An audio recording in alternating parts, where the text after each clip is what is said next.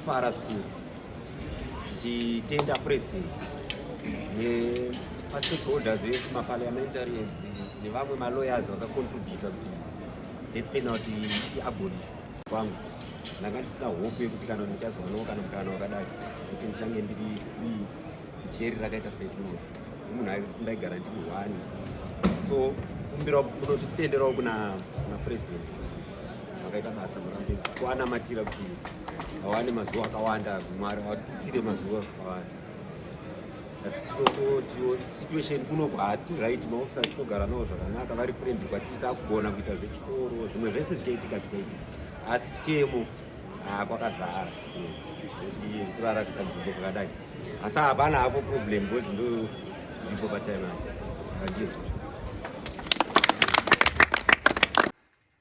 In a follow-up visit, the Permanent Secretary in the Ministry of Justice, Legal and Parliamentary Affairs, Ms. Vimbai Nyemba, today visited Chikurubi Maximum Prison, where she toured the galloways and interacted with death penalty sentenced inmates. Discussions centered on the government's move to abolish the death penalty, with inmates sharing how the decision has changed their outlook on life and rehabilitation. I want to say we are so happy that we will keep that place as a museum. The gallows will be a museum. We will also establish a radio station, a local radio station.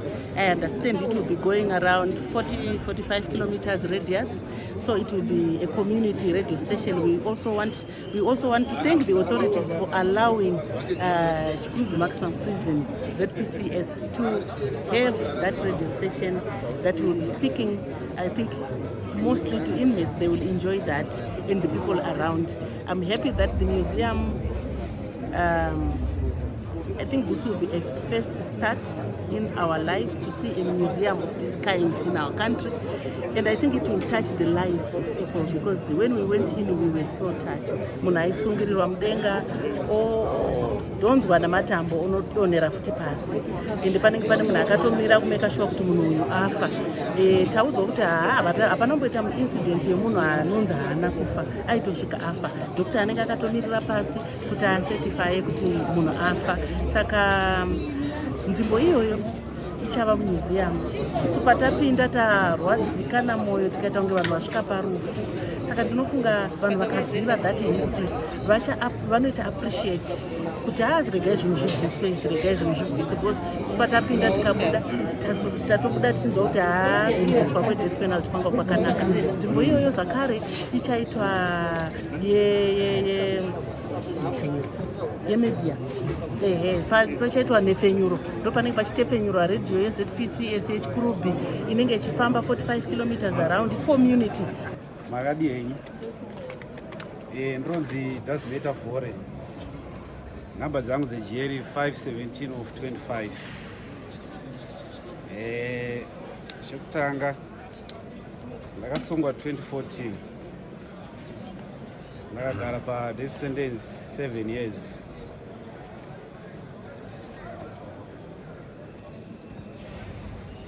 Ndoda kutenda president nezvavakatiitira. Panguva yatanga tiri pa death sentence ndasina tarisiro yokuti change ndichisunungurwa. Ndoda kutenda mutungamiriri wenyika. Panguva yandakatongwa ndakagara pa death sentence for 7 years, ndasina tarisiro yokuti ndichange ndichisunungurwawo ndichipiwa umwe mutongo. Ndakapiwa 78 years, those ndiri kupika right now.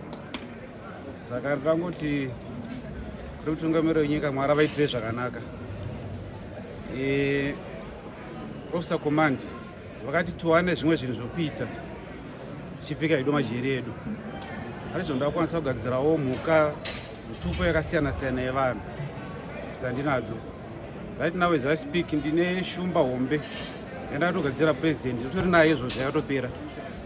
Zvoti kana ichikwanisika kuti iende kwavari, ndaikumbira kuti muitakure inosvika kune mutungamiriri wenyika. Ndoshumba yamagadzirwa nemukomana anga pa death sentence, Dazimeta Vhore. Munotenderawo Mwari avaitire zvakanaka. Zvese zvokutambirwa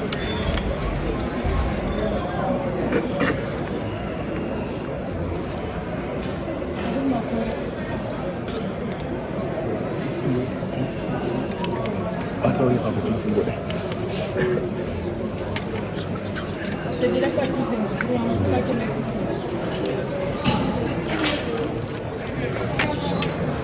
4:15:25 ticharangu ndonzina kuboka chayamaoko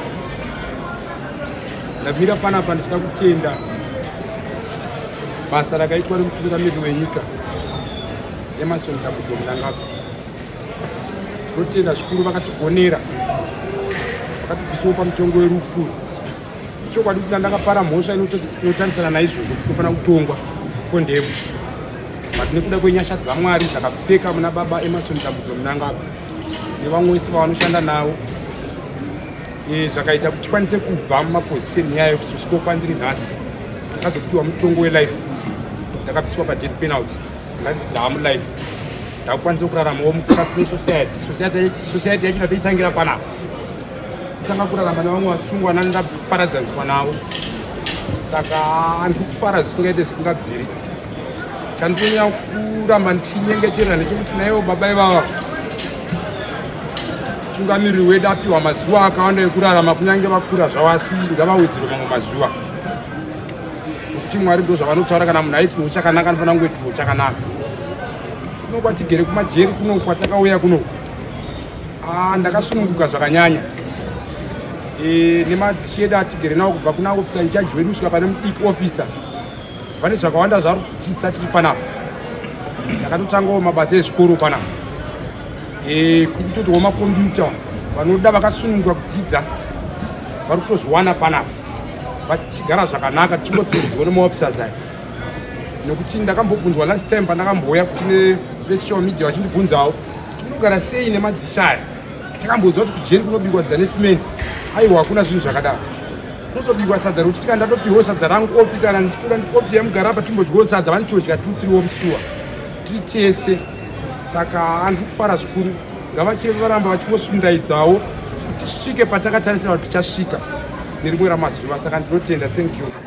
Ndakatongerwa rufu na 2018 ndikagara ndakamirira upenyu hwokuurawa kubva musi iwoyo kuzosvikira musi wa 1 January pazvanzi mutongo worufu hausisiko. Mwoyo wangu wakanzwa kutya nokudedera mushure mekungotariro yakanga yati perei. So nanhasi ndakangozara kutenda kwekuti handina manzwi anogona kuexpressa zvepamwoyo wangu. Muromo wangu unogona kusiyira zvizhinji panzira. Zvikuru sei ndoda kutenda veprison nedepartment rechaplains rakamira nesu vachiparidza shoko raMwari.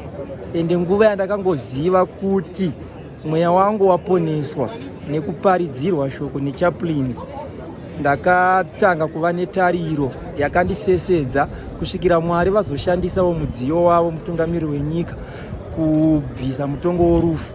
Isu hatina kuona munhu asi takaona Mwari akanga ari kuseri kwechiitiko chakadaro. Tine kutenda zvakare kuti basa rakadaro Mwari vakaritanga, tinoziva kuti vacharipedzisa. Ende tine basa rekutaurirawo nyika maererano neuipi hwekupara mhosva.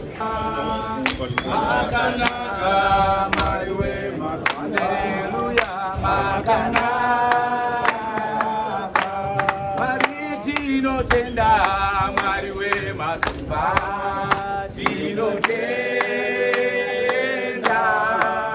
tinotenda Mwari wemasimba, Mwari tinotenda, iye ngabongwe Mwari wemasimba,